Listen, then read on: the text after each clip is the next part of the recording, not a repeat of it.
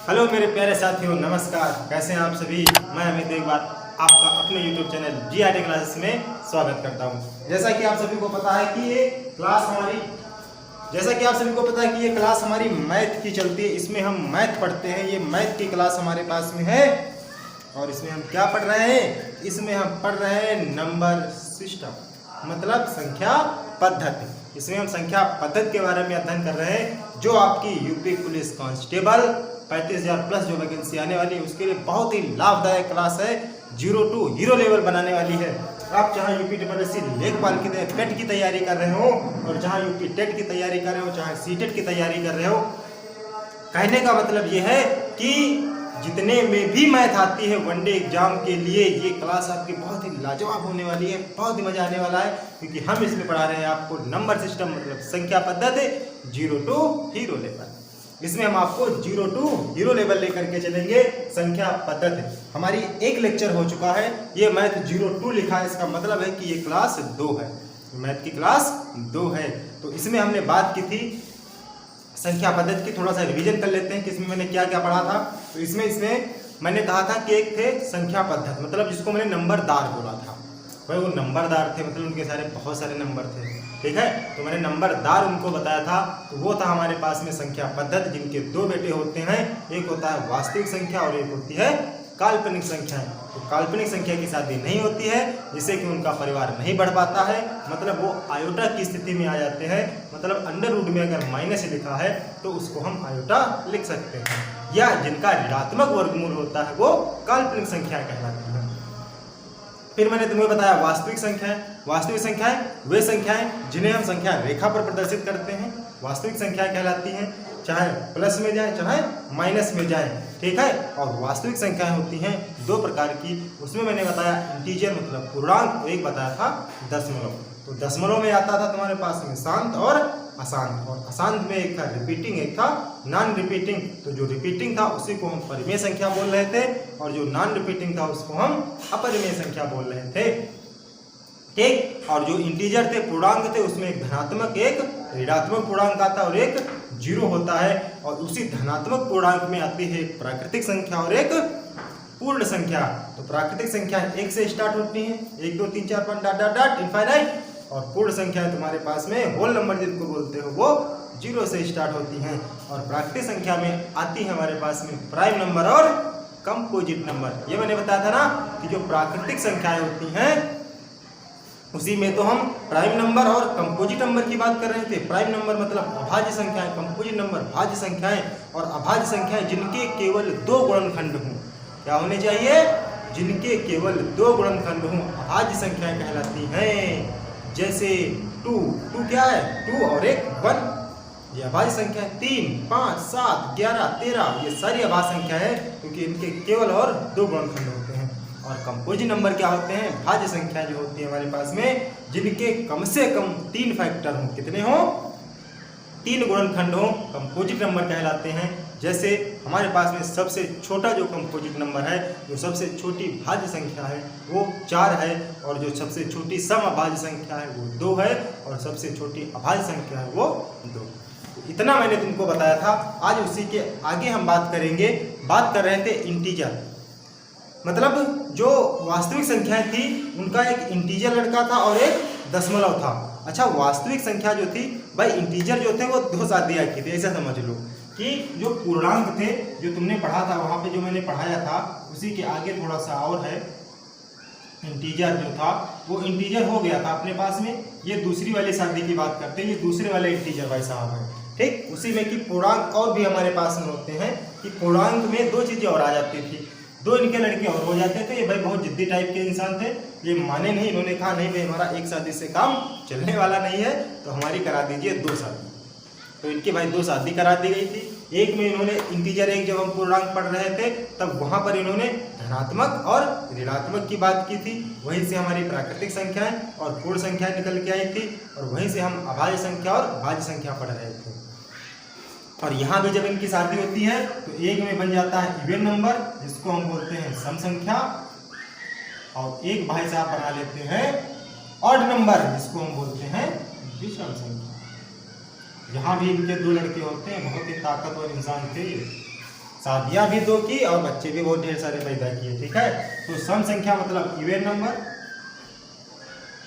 और विषम संख्या मतलब ऑड नंबर। सम संख्याएं क्या होती हैं, पहले बात हम करते हैं कि सम संख्याएं क्या होती हैं। पॉइंट नंबर 1 हैशटैग करके हम पॉइंट नंबर 1 लिखेंगे कि सम संख्याएं क्या होती हैं। तो जो संख्याएं 2 से कट जाए उन्हें हम सम संख्या कहते हैं। बहुत सिंपल सी बात है, जो संख्याएं, बहुत सिंपल सी बात है, जो संख्याएं 2 से कट जाती हैं, क्या होती है, कट जाती हैं। जो संख्याएं 2 से कट जाती हैं उन्हें हम सम संख्या कहते हैं। छोटे छोटे क्लासों में हमको सिखाया भी गया है, ठीक, सिखाया गया है ना। तो अगर मैं तुमसे पूछ दूं कि 0 कैसी संख्या है, कोई बताएगा? तो 0 एक सम संख्या है। ठीक, ये ध्यान रखना, हैशटैग करके 2 लिख करके तुम्हें लिखना है कि 0 एक सम संख्या है। ऐसी है, सम संख्या है। जब 0 दिया मेरे भारत ने, आर्यभट्ट ने खोज की थी और इसकी खोज आर्यभट्ट ने की थी, पता है सभी को? हाँ, सम संख्या है। और क्या होती है हैशटैग में, अगर हम बात करें तीसरे पॉइंट की, तो माइनस का 4 लिख दे, माइनस का 2 लिख दे, 0 लिख दे, 2 लिख दे, 4 6 डॉट डॉट डॉट।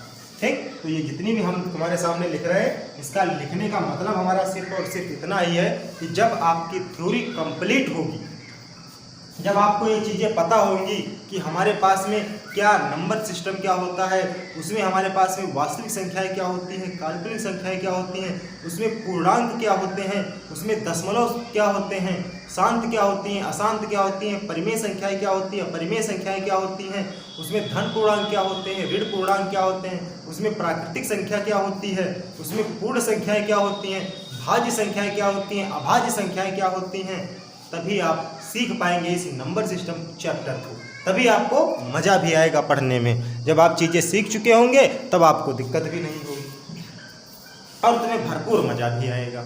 बात समझ रहे हैं? इसीलिए हम इस पर इतनी फोकस कर रहे हैं, इतनी मेहनत कर रहे हैं। ठीक, तो बात हो गई इतनी हमारे पास में। अब ये ऐसे समझ लो कि सम संख्या जो होगी हमारे पास में वो एक 2m टाइप, ऐसे मान लो कि इसका फार्मूला सिंपल सी बात हम कर लेते हैं कि 2m टाइप का होगा, जहां पर m जो तुम्हारे पास में होगा वो एक पूर्णांक होगा, 1 2 3 4 5 6 7 8 इनफाइनाइट तक कुछ भी कर सकते हैं। तो जैसे मैंने कहा कि इसका सूत्र 2m टाइप का होगा, तो m की वैल्यू जो होगी वो 1 2 डॉट डॉट डॉट डॉट करके होगी।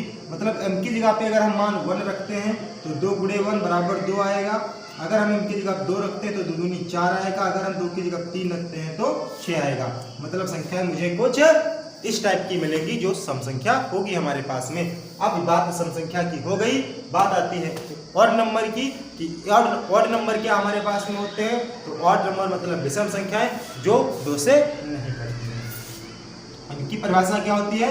वे संख्याएं जो 2 से नहीं कटती।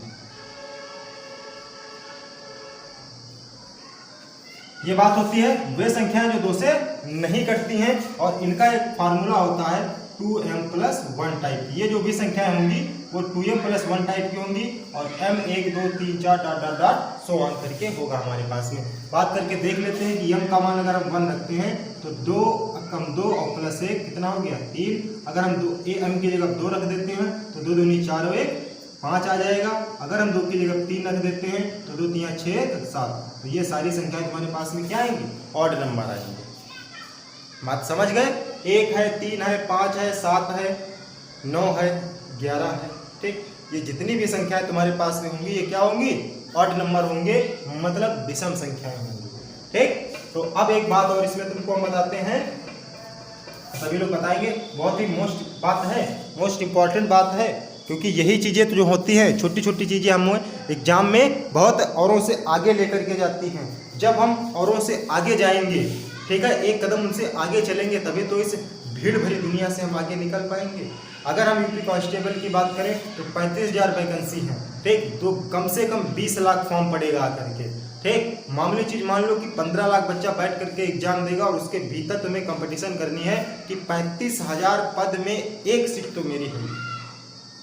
इस हिसाब से तुम्हें अपनी तैयारी को बरकरार रखना है। और हम आपके लिए जीएस की भी क्लास चलवा रहे हैं और हम आपके लिए अभी बहुत ही जल्द, मतलब कल, आज नहीं कल से हम आपको रीजनिंग भी प्रोवाइड कराएंगे कि रीजनिंग में कौन कौन से टॉपिक, कौन कौन से चैप्टर तुमसे पूछे जाएंगे, क्योंकि यहाँ पर रीजनिंग जो कांस्टेबल में है वो 55 क्वेश्चन लेकर के आती है।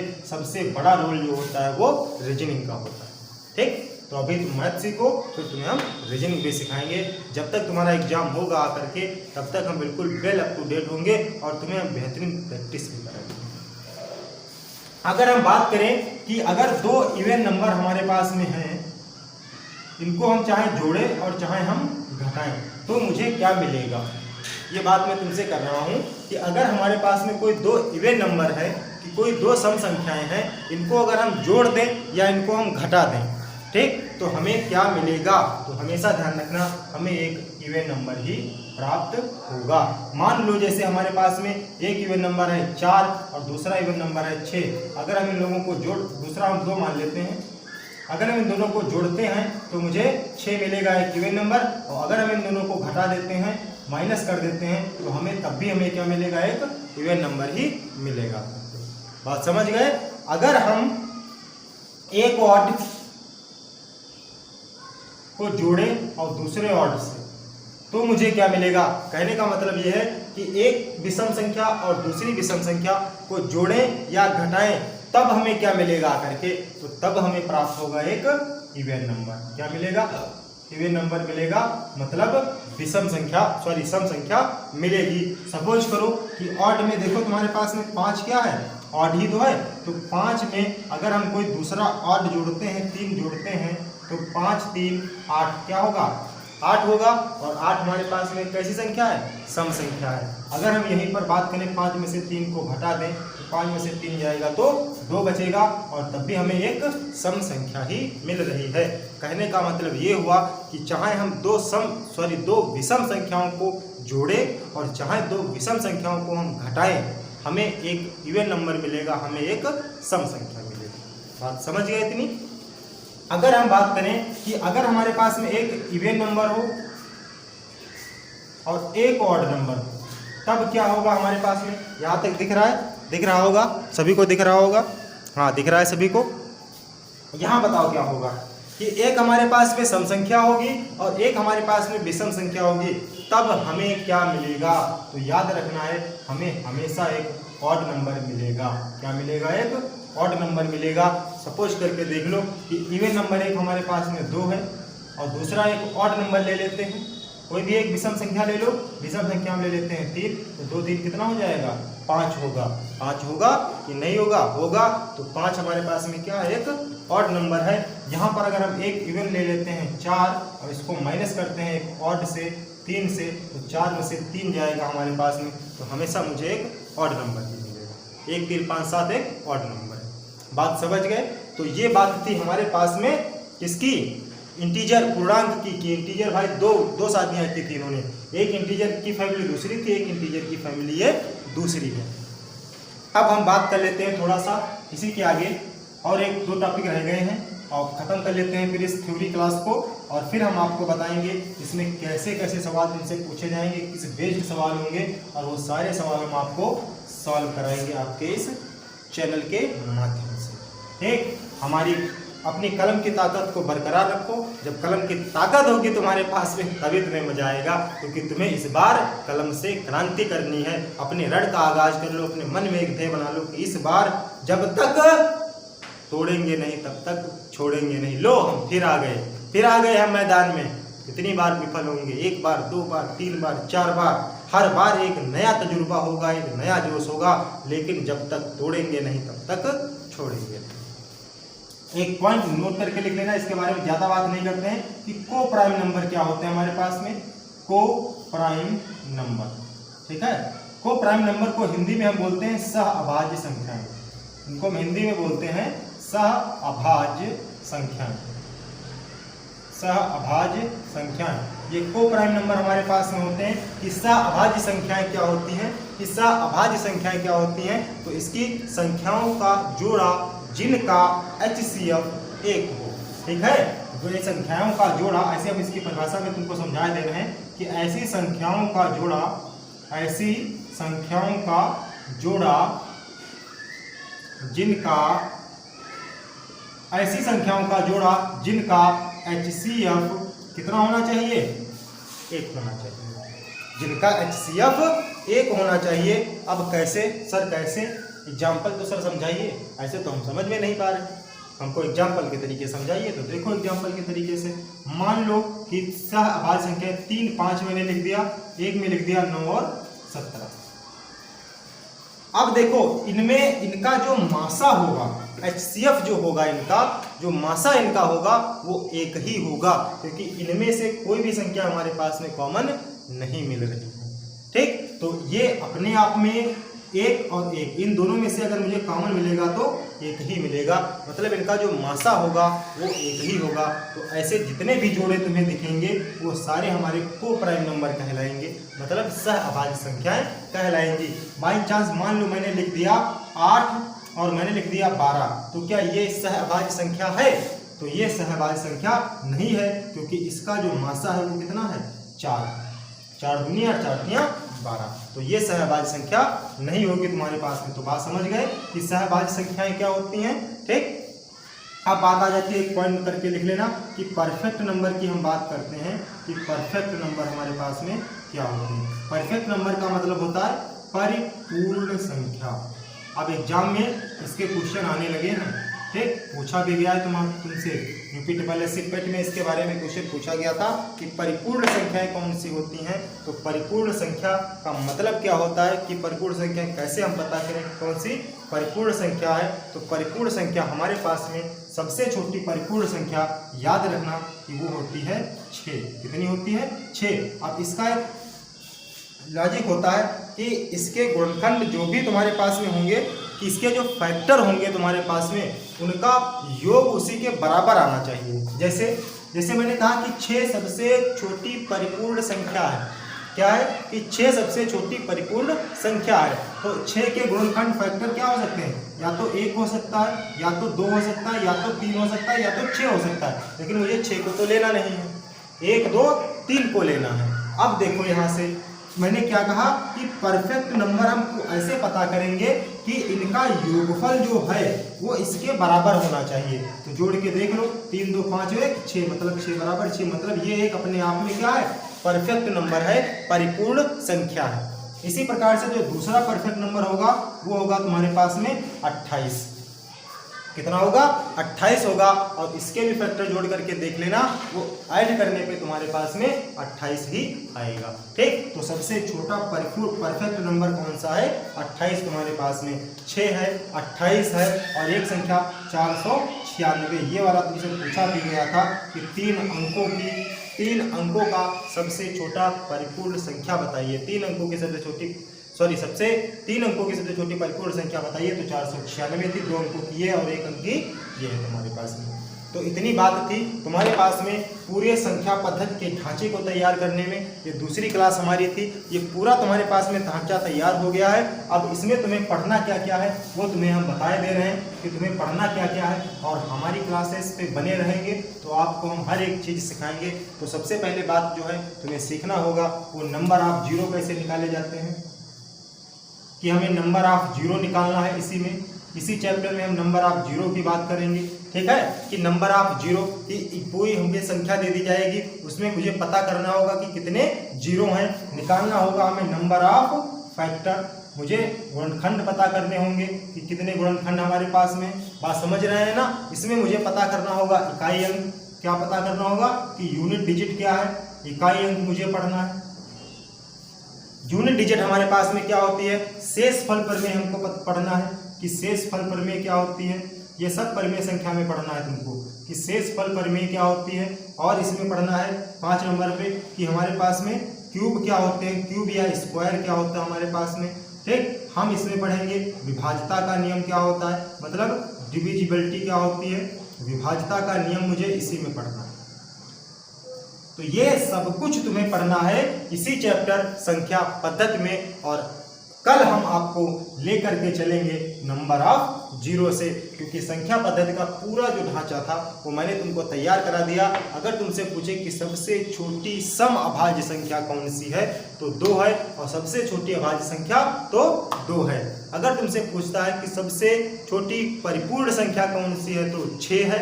अगर तुमसे पूछ ले कि सबसे छोटी सम संख्या कौन सी है, तो अगर तुमसे कहे कि 0 कैसी संख्या है तो 0 एक सम संख्या है अपने पास में, और 0 ना ही धनात्मक है और ना ही ऋणात्मक।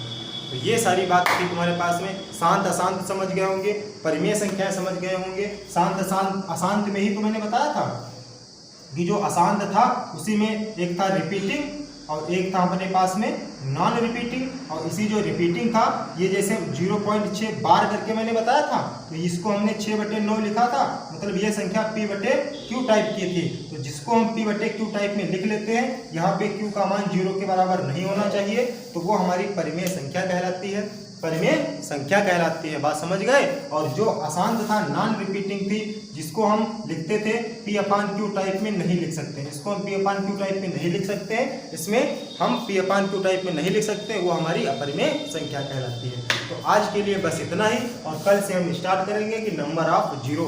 हम बहुत सारे सवाल लगवाएंगे, कम से कम एक एक टॉपिक के 20 सवाल लगवाएंगे और 20 तरीके तुमको बताएंगे, तब तुम्हें मजा आएगा कि हाँ सर अब मजा आ रहा है पढ़ाई करने।